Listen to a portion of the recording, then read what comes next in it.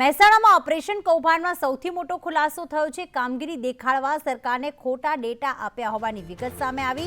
મહેસાણામાં ઓપરેશન કૌભાંડમાં final report સોંપાયો। આરોગ્ય અધિકારીએ જિલ્લા વિકાસ અધિકારીને રિપોર્ટ આપ્યો છે। પાયલ અમારી સાથે જોડાઈ ગયા છે। પાયલ, ખોટા ડેટા આપ્યા છે તેવી વસ્તુ સામે આવી રહી છે, શું વધુ વિગત?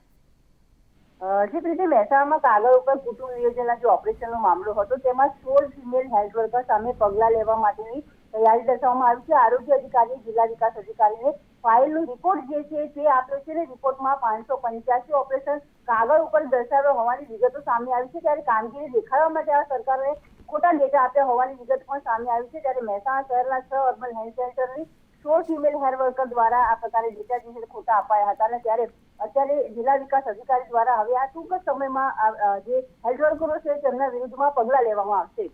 આભાર તમામ વિગતો માટે પાયલ।